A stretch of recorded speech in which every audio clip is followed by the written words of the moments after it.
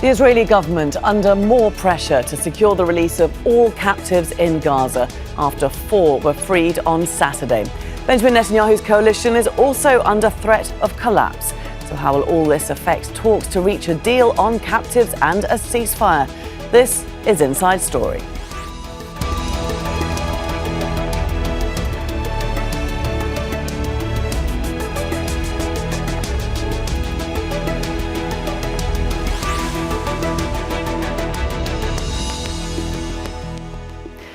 Hello there and welcome to the programme. I'm Laura Kyle.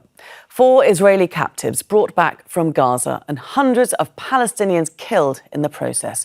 On the streets of Israel, many are celebrating, but they're also demanding all remaining captives be freed under a deal. It's what the US Secretary of State will be pushing for when he lands in Israel this week. But can he succeed where previous efforts have failed? And with the threatened resignation of War Cabinet member Benny Gantz, will Antony Blinken have the backing of Netanyahu's government?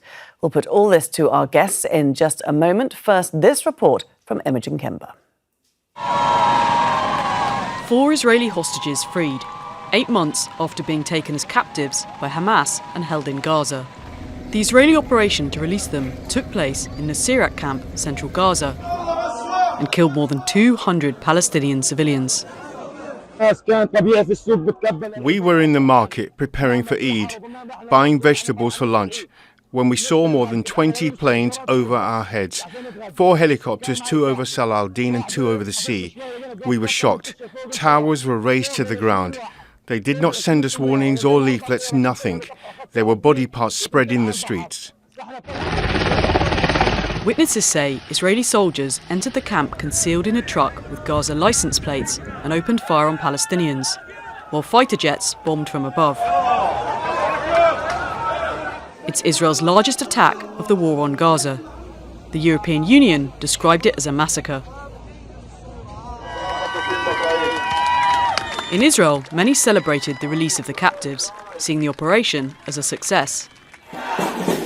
Although more than 100 captives are thought to remain in Gaza, Israeli officials believe more than 40 are dead.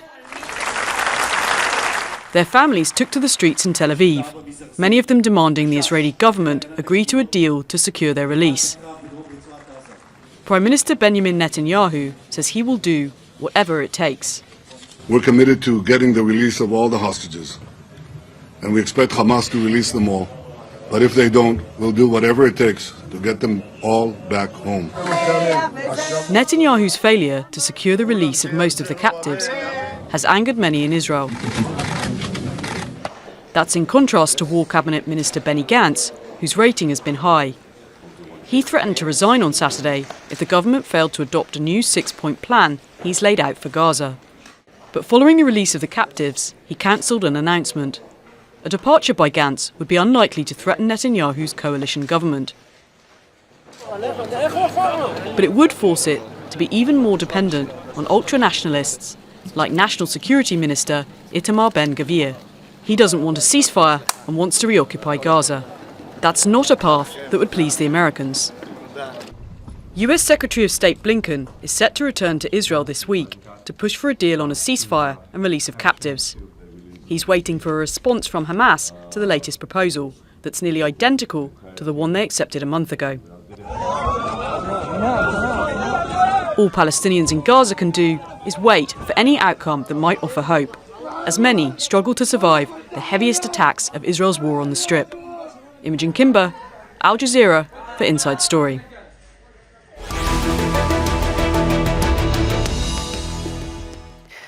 Well, just before we turn to our panel for a broader discussion of all this, I want to bring in Daniel Lifshitz, who's joining us from Tel Aviv. He is the grandson of another captive, Oded Lifshitz, who's still inside Gaza. Daniel, thank you very much for joining us. First of all, can I get your reaction to Saturday's events? 4 Israeli captives had been released. How did you feel when you heard the news? So first of all, I was very happy to have live hostages back here after a very long time. Seeing young 3 men going back, it's something that was very powerful, as we never knew if we will ever be able to get them back. They could be as Ron Arad, and suddenly have them here is a great closure for the family. And for Noah Argamani, which I worked very, very hard to try and make everything to release her, and trying to let her mom stay alive. She had a brain cancer. Her mom, she's a Chinese woman. She had a brain cancer. I went even to Pfizer, to Albert Bourla, to that he will finance a very special medicine for her, that she can see Noah. And I'm very happy that Noah came back and had a closure to see her family back. Did it give you renewed hope for your grandfather, Oded Lifshitz, who is also held inside Gaza? What have you heard from him over the past 8 months? So firstly, we thought that my grandfather is dead, that he was murdered on October 7th because 5 terrorists reached home, as my grandmother said. And when my grandfather tried to hold the handle of the bomb shelter, they shot 5 bullets there. 1 injured him. The Hamas terrorists dragged him outside. My grandfather is one of the biggest peace activists in the world. Oded Peace Lifshitz, I call him, because he did everything for the minorities, and he even took Gazans from Gaza to make treatments for chemotherapy in the hospitals in Israel and back. He fought all his life for coexistence. And on October 7th, he was laying down by the house, unconscious and injured. But then the released hostages from the first deal, 2 of them said that they saw him in Gaza. One of them saw him with a white galabia injured next to her. She said that he was looking very bad, but probably they took him for a treatment. And another hostage came back. She said that she'd been there for 6 months. After 55 days, she was released. So imagine every day as 3. And she said that he was with her for about a month, and then he fainted. He had blood pressure issues, and they didn't get any medicine there. And since then, we have nothing about him. So I really don't know anything about my grandfather for about 7 months now. And I can't imagine that my grandfather is there. He's the guy that did everything for the coexistence and peace. This shirt is from Kibbutz Nir Oz. Still, I have 35 hostages from Kibbutz Nir Oz, a community that really fought a lot for the coexistence and for the right of the Palestinians and for the minorities. Daniel, I'm just jumping in here because I do need to just get another question into you. And you know, we recognise that this is, of course, a cause for celebration inside Israel, but it did cost the lives of more than 270 Palestinians. I'm interested to know what you and others around you think about that cost. So, first of all, it shows how Hamas is making people human shields everywhere. And that is a great sorrow for me that civilians died there. And another thing is that already more than a week ago, the agreement that came from the Israeli side, that was approved by the US, Egypt, Qatar, and Turkey, to have a deal. If Hamas would say yes already a week ago, that would never happen, because we were already inside a ceasefire and start a secure release of hostages, a pass of a lot of humanitarian aid into Gaza. And that's why I call Hamas to stand and say yes for the agreement. There is all the world support, the G7 support. Everyone are pressing that is a good deal. That deal is finishing and it's ending the suffer of the Gazans. And we really need to know that Hamas want the suffer of the Gazans to end. If yes, they have to say yes to the deal immediately. Today. All right, Daniel, we'll be discussing this further with our guests in just a moment. Thank you very much for giving us your personal insight on what must be an incredibly difficult subject. And we do wish you and your family well.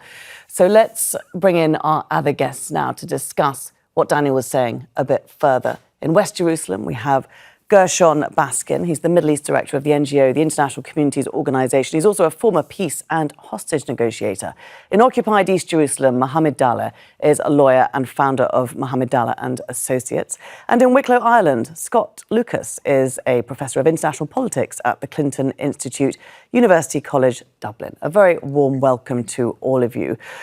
Gershon, as we were hearing there from Daniel, the release of 4 hostages, much cause for celebration inside Israel. But the loss of lives really is being blamed on Hamas for using people as human shields. Is anybody talking about this cost of more than 270 Palestinian lives as being too high? In Israel, no one's really talking about it. It's not an issue in Israel. In Israel, the issue is the lives of the 120 hostages that remain in Gaza and the efforts by the government to get them out, including the continued war efforts by Israel to bring down Hamas. We are blinded by the trauma that we have experienced since October 7th. We're still stuck on October 7th, and Israeli public in general sees nothing, almost nothing of the suffering of the Palestinian people in Gaza. Just as I think the people in Gaza, and perhaps in most of the Arab world, see very little of the trauma that Israel went through on October 7th. We're stuck in our own suffering, in our own sense of victimhood, and it's very difficult to see on the other side. I certainly want to pick up on that a little bit more in a second. First of all, Scott, I just want to bring you in because it has been reported that the US was involved in this military operation. Do we know how and to what extent? We don't know specifics at this point of what was involved, but it's quite likely. That has happened quite regularly. There was sharing of intelligence between the United States, which of course has extensive intelligence assets in terms of monitoring from the air, in terms of other signals intelligence with the Israelis. I suspect that, in particular, the effort to pinpoint the location where the hostages was held was part of this intelligence which was shared. I do not think there was any direct American military support. The Israelis had more than enough firepower, as we have seen, to go in with this operation. So it was more providing the information or coordinating the information as to where exactly these hostages were. Mohammed, was this military operation, this massive loss of life to secure the release of 4 hostages, necessary? I mean, there's a total disregard of all the principles of international law, including the one that is the most important, which is proportionality. To release 4 Israeli hostages, around maybe 270 Palestinians, including maybe most of them are civilians, were killed in this operation. And as you raised in your previous question, this is not only that this is not being spoken about in the Israeli society, actually it's being celebrated a lot. I can see in Israeli media and Israeli activists who are very happy about what they call a New Deal, which is killing hundreds of Palestinians and in return getting back or releasing for Israeli hostages. But if you want to go back to international law and to the main principle of proportionality, I think what has been done, as it was described by the European Union and others, this is really a massacre. I mean, there is, of course, a right and a duty for Israel to try and release the hostages, but killing hundreds of Palestinians in the way with total disregard for Palestinian civilians, this is illegal under international law. Gershon, Hamas says that some of other captives were killed in this operation. There's no verification of that so far. Is Israel taking that claim seriously? I don't think Israel's taking the claim seriously. Israel is still working under the premise that we've been told by our government since the beginning of the war that only military pressure will release the hostages, where I think it's undisputable that after 8 months of war, the military pressure has been proved to have killed hostages. There is no military solution to this issue, to the Israeli-Palestinian conflict, to the future of Gaza, to the question of Hamas. There are only political solutions to this conflict, and those are the ones that are not being pursued by the government of Israel. And unfortunately, the people of Israel are so trapped in their dilemmas that they're facing with regard to the war. No one wants Hamas to continue to rule Gaza. No one wants the hostages to remain in Gaza. But there are very few coherent, rational answers that we have in front of us that enable us to find a way out of this war, to end this war, to bring back the hostages and to end the suffering of everyone. Mohammed, do you agree with that no one wants Hamas to continue ruling Gaza and that the only way out of this now is politically? And if so, how does that happen from here? The only way would be politically, because military operations have been tried. This is not the first time. We're talking about more than 100 years of conflict that had started more than a century ago, and it continues until today. The Palestinian people are under full and direct occupation, under a system of apartheid, and now they are suffering genocide. And any people in that position will always resist. They will not accept that kind of reality. And that's what we have seen, actually, for many times now. The first intifada, the second intifada, and all the military operations against Gaza and other military operations in the West Bank.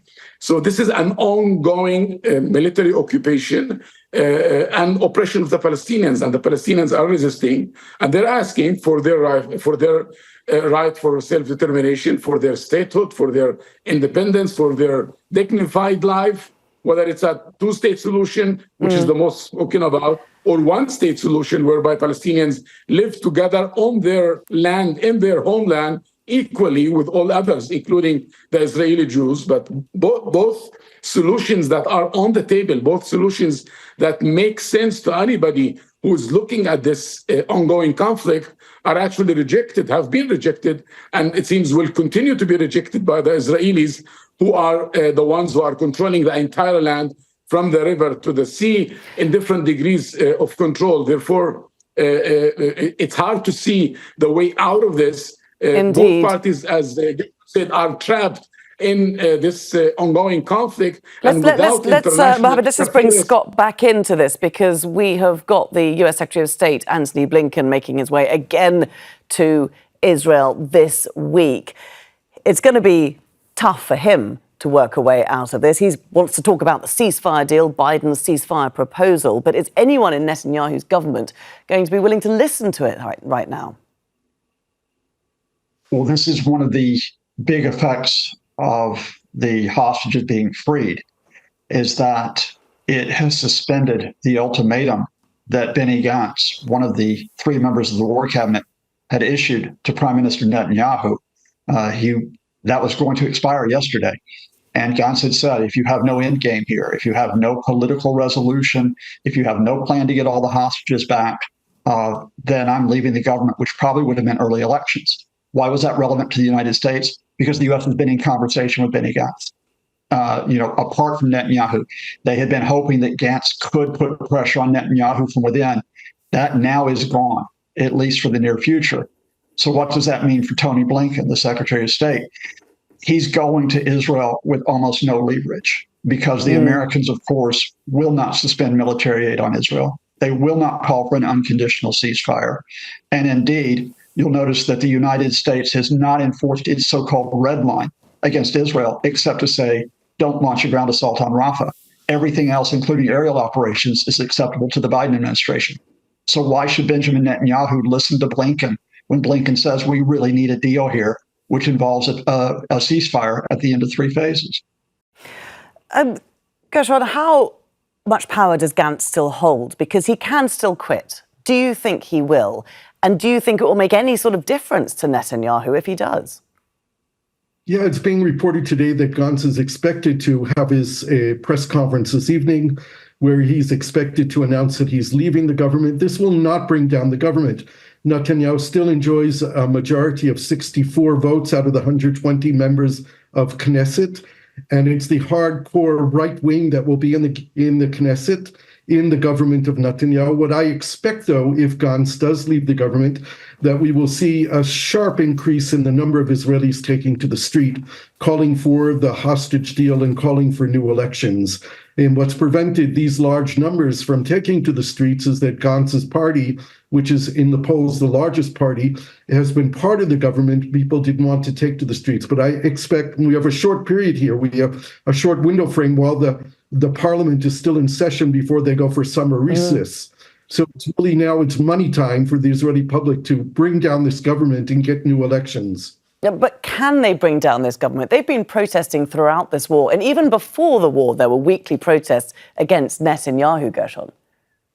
Right, but because the hostage issue in the war has been politicized by Netanyahu, the numbers that have taken to the street are large, but not large enough to convince anyone in the government that the majority of people are not behind the government. The Israeli people are still behind the war effort. Even if a majority of them think that the deal should be taken, a majority of Israelis still supporting the idea that Hamas can be totally defeated.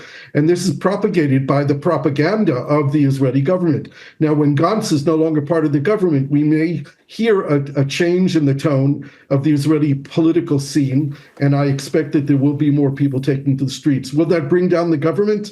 Time will tell. Indeed. Mohammed, I can see you shaking your head there. You don't think that Netanyahu's going anywhere anytime soon?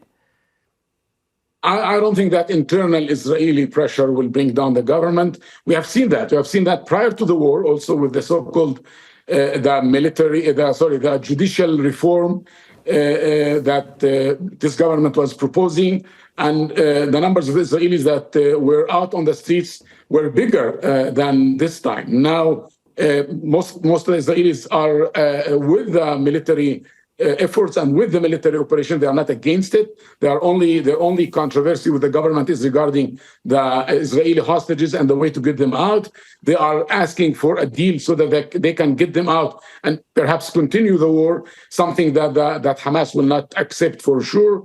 Therefore, I don't see a way out, and I don't see that the Israeli government will finish its days due to internal Israeli pressure. The only thing that might happen is an ongoing and gradually getting bigger is internal Israeli pressure, but only if it is accompanied also with some kind of international pressure, especially from the biggest ally of Israel, which is the United States, something that we haven't seen so far. Instead of seeing any pressure, we are seeing that the Israeli prime minister is getting a big prize to address the Congress and the Senate next month, maybe for the fourth time in history, the first leader ever to address the two houses in his political career. And so instead of seeing any pressure coming from the United States, we are actually seeing the opposite. So, Scott, again, that puts the spotlight on Blinken's visit and US pressure.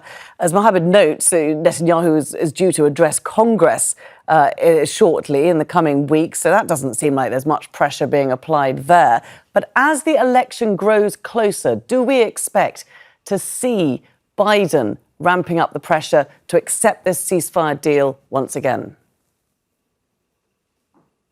Doubt it. Now, a lot of the media have pointed out that there is a significant part of the American population who oppose these mass killings in Gaza. When you talk about a specific swing state like Michigan with a large Arab American population, it could be the undoing of Biden if the war is still going on in November. But on the other side of the ledger, much of American political culture is still firmly pro-Israeli. We're talking about the media, we're talking about corporate America, we're talking about most American politicians.